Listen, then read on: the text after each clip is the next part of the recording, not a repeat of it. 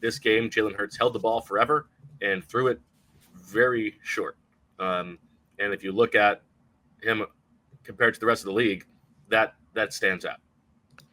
Yeah, and the way I initially was going to do the piece was thinking about that stat that I pulled before the at the beginning of the post-game show on Sunday. But I thought, you know what, like, it's still such a small sample and it's one game. Let's branch this out and just look at the last 4 weeks, just the last 4 games. We'll kind of expand the search a little bit. So Julia, if you want to just pull up Hurts last 4 weeks, this is a table that was in the piece that just went up on ALLPHLY this morning.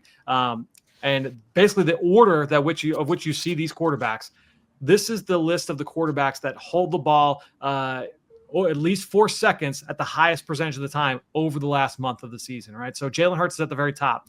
And the reason why I wanted to show Jalen Hurts is on 22.2% of his dropbacks. He's holding the ball for over 4 seconds, and that's the most in the league.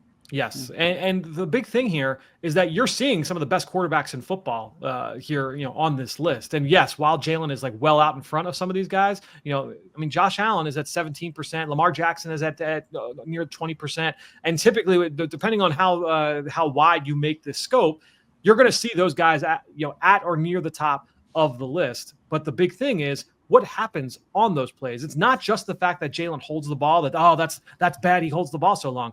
A lot of these guys hold the ball long. That's what makes them great, is that they've got that ability to create. But when you start combining that with some of those other numbers, that's where things get concerning. And if you go to how often on plays where he holds the ball for at least 4 seconds, how often does he throw 20 yards downfield?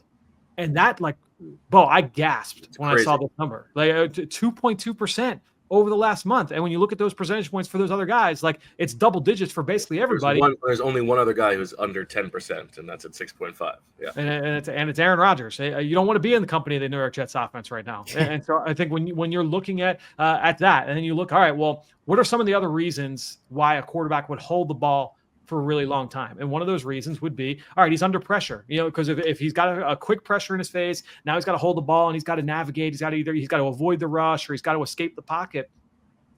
I mean, Jalen, he faces quick pressure. This is all from Next Gen Stats. He faces quick pressure under 4% of dropbacks.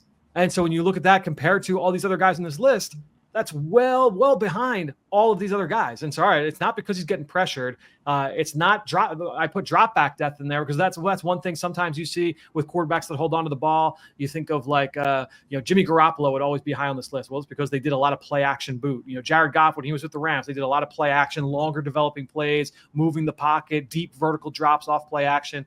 Well, Jalen's not dropping back all that deep. They're doing a little bit more play action, but even still, those are typically really fast bang play action plays where it's 5-step and get the ball out really fast. It's not necessarily those longer developing plays. And then I started getting into, all right, well, what happens on those plays where he's holding the ball 4 seconds? That's where you get into throwaways and sacks and scrambles. And Jalen is near the top or at the top of all 3 of those categories. And Bo, I thought to myself, I'm like, wait a minute, let me add these up.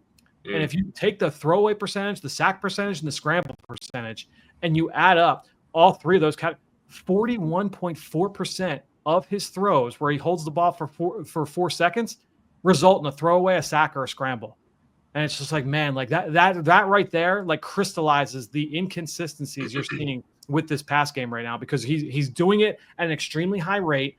He's not creating enough explosives when he does do this, right? You're not getting as many of those great scrambles. You see them, they're there, but there's not as many. And that's why when you look at EPA per drop back, he was 3rd worst, amongst this group on these types of plays. And so, again, this doesn't count the RPOs. This doesn't count the quick play action throws, some of the West Coast stuff, the screens. You take all that stuff out.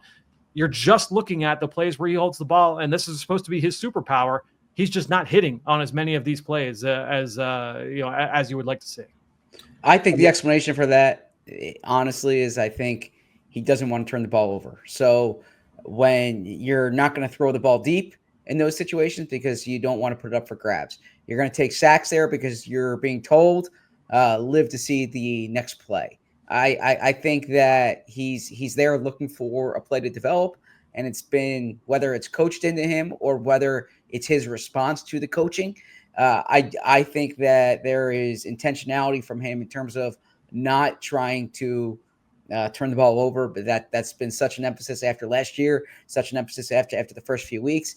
You even heard Kellen Moore today talking about Jalen, and when he was asked about Jalen's play, he mentioned only 1 turnover since the bye week. Like, this is a talking point that they have, and I think that is something that perhaps it's an overcorrection. But when I see that chart, it certainly isn't kind to Jalen, and I think the not wanting to throw with turnover is a big part of that. I mean, it's a pretty dire chart, and we talked about it either early in the season or right before the season, that like over the course of his career, Jalen Hurts' numbers are not good the longer he holds onto the ball. Like, the offense is so much better when he's getting the ball out at the top of his drop.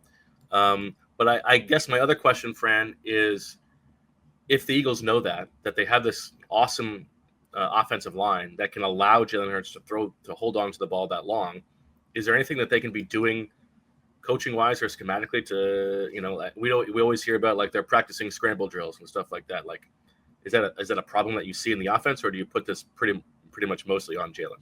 Well, the thing with practicing scramble drill, and you need to practice scramble drill, right? But it's almost like it's like the turnover circuit, right? Where it's like, oh, like we practice it better than anybody, but there's still like an element of randomness that goes into those plays. And there are going to be plays where, like, oh man, he did a great job on the 27-yarder to Devontae Smith, right? So that play, like that ball should have gone to AJ within rhythm. That was like a deep curl route to AJ Brown, far right side, like for a first down.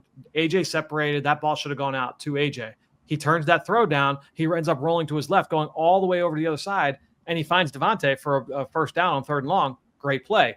Roll the dice later, and he might be stepping into a sack, or maybe he throws and he rolls to his left and nobody's there and it's incomplete, right? And so there's that element of randomness there that we've talked about so often at times with this pass game, and so they can practice it. I think the bigger thing is that they've just got to be able to find ways for him to get his stinger back, because that, to me, like that 2.2% downfield throw rate on those plays, like alarming, because that's always been what Zach, it was like 5 or 6 weeks ago. He was telling reporters, he told media, like, those big plays are always going to be a part of this offense. So they couldn't throw a deep ball. People just have to accept it. It. That's not it. That has not been a part of the offense over these last few weeks. And so I found that to be really, really surprising, going back and looking at those numbers. We all silly like the mayor.